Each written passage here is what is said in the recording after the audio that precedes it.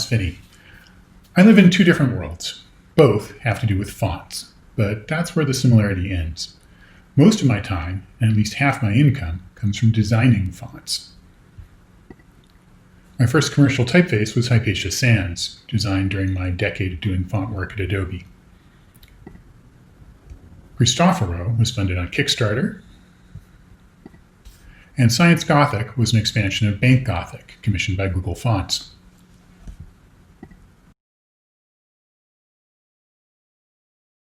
I also teach type design workshops, both with FontLab, my former full-time gig, and with the Crafting Type Collective.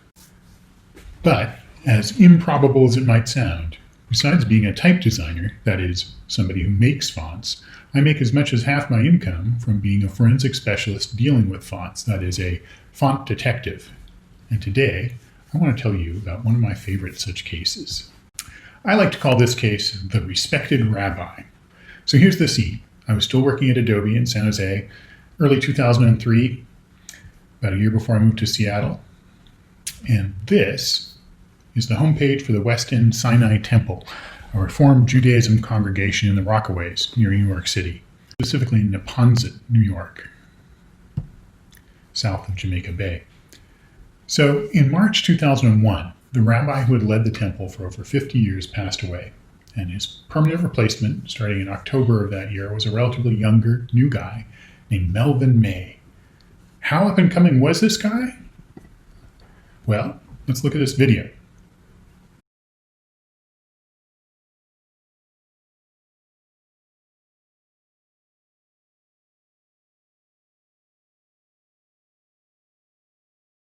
Yes, that was him introducing the session of Congress. So, everything was great. Everybody loved this guy. The new rabbi was fabulous, but one or two congregation members started to notice some oddities. He just didn't seem to know as much about theology as you would expect from a rabbi. Now, I'm sure that not all of you are deeply religious, so maybe it doesn't seem clear to everybody. Why does this matter? What's the harm? After all, he's not a surgeon or an airline pilot, right? No, but he is somebody that people confide in and trust for religious judgment and wisdom. How would you feel if you went to a psychologist or a counselor and later found out that their credentials were totally fake? For the members of his congregation, it would be a very personal violation of trust. Jessica Klein was researching provenance and history of some art pieces for the Brooklyn Museum for their Art from Auschwitz show. Yes, pieces of art actually created by prisoners in Auschwitz during the Holocaust. So the invite list for the show opening used a list of local rabbis from a national registry of rabbis. Who knew there's a national registry of rabbis? Yeah. Melvyn May was not on this list, and he was her rabbi. Jessica wondered why, out of curiosity. Now, it happened that both of Jessica's parents were on the committee for hiring the rabbi at her temple. So she just asked her mom for the resume that was used for the hiring of the guy. And she kind of checked out his provenance just like he was another piece of art.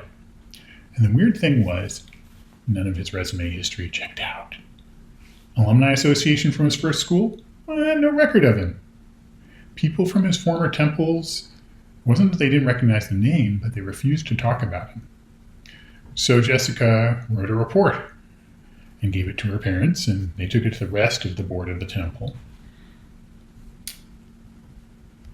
And that led to a little kerfuffle.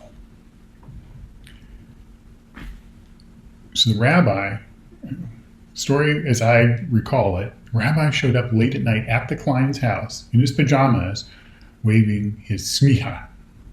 Now this is basically a sort of rabbinical ordination, graduation certificate thing from school. And here's the proof you were asking for. He puts it down on the kitchen table and storms out. So for days, apparently, it was an elephant in the room. It sits on the table, and nobody talks about it. Nobody's looking at it yet. We're like, what do we do with this? Finally, Jessica starts looking into it. The school named in the smicha had closed a couple years later. The records were held at another school after that, but then they were later destroyed in a fire. So they have no records. There are no records. They don't exist. So what happens? Other people at the temple are super upset about all this. How dare you question our rabbi? This kind of thing. A lot of fallout. The Kleins took a lot of flack. So Jessica's mom, Rose Klein, approached the Type Directors Club in New York in early 2003 and said, hey, this seems to be like font related. We have some questions about this document, and we're wondering if you know anyone who could help. And the executive director of the TDC, Carol Waller, referred her to me. The Kleins were still suspicious, and there was another reason for them to be suspicious. Take a look at this document, as if they didn't have enough reasons already. May didn't give them an original document, nor a photocopy. No, he gave them a fax.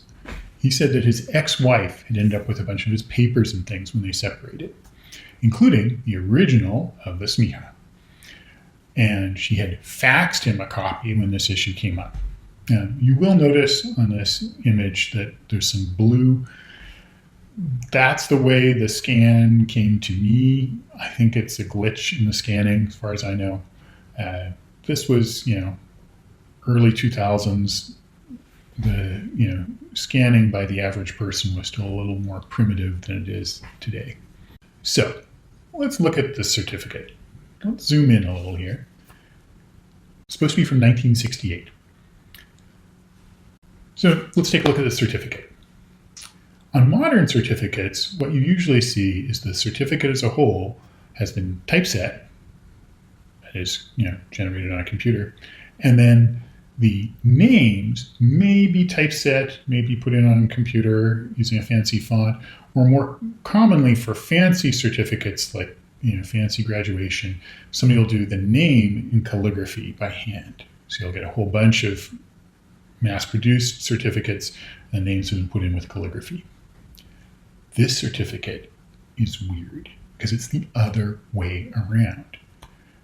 Now, the certificate was done by hand calligraphy, and it's nice, and okay, that's not crazy, especially when you're talking 1968 and religious stuff. Okay, totally plausible. But what's weird is the person's name is typeset. It's in a calligraphic style of font, but it's typeset. So that was what the Kleins had noticed, and that's what immediately had them thinking there's something weird here. They didn't necessarily notice that the rest was done by hand, but they noticed that this name looked very regularized. So I took a look at this and I was like, oh, that's super familiar. I know that typeface. It's one of those super common calligraphy typefaces. It's in fact one of these. And I looked at it and I'm like, okay, it's got to be one of these common ones. I recognize it. Which one of these is it? And I kind of knew it was one of them. Zoff Chancery, Lucida Calligraphy, or Monotype Cursiva, which are broadly similar in style.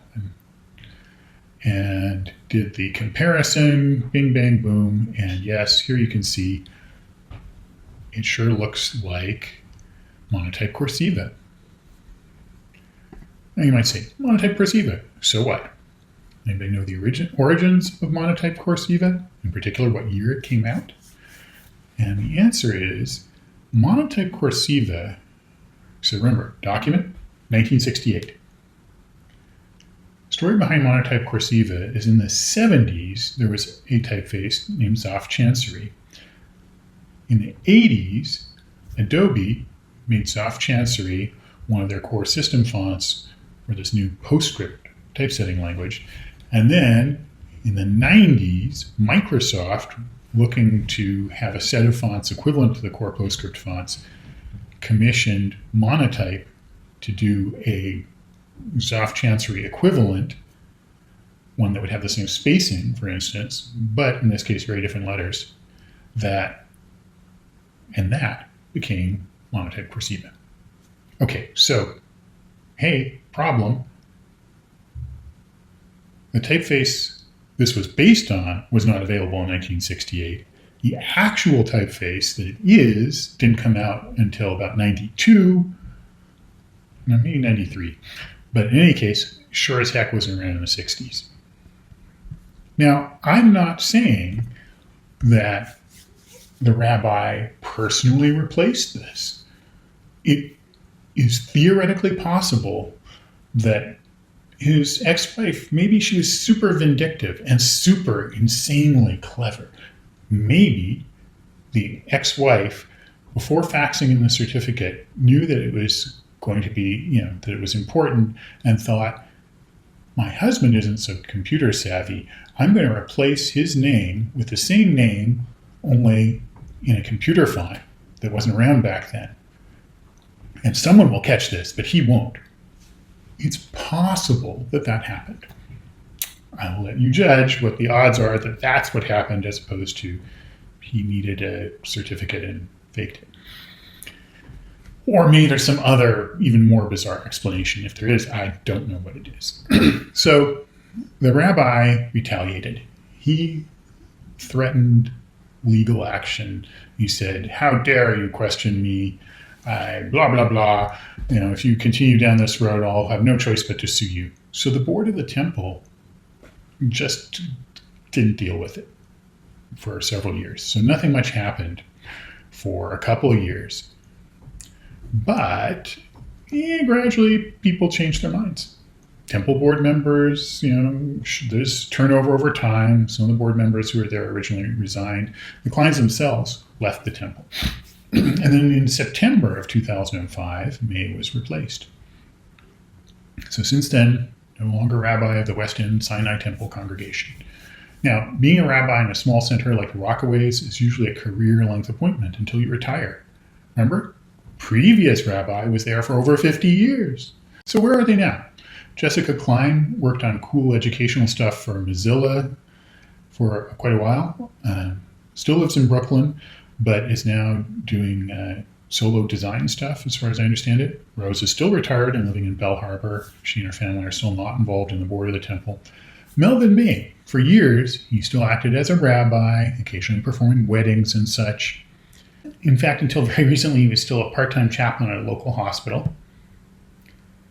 He is now, I think, 86 years old, and until relatively recently lived in Rockaway Park, New York. And as of a few years back, he was also still single. I don't know if he still is. He's even older and more retired now, but this was his jlove.com profile. If you were interested in dating a dashing older man with fabulous people skills, I must say. So here's his JLove profile. On his profile it says he has a PhD. Oh, that wasn't on his resume. Oh, well, probably just a random omission. Oh, well, that's funny.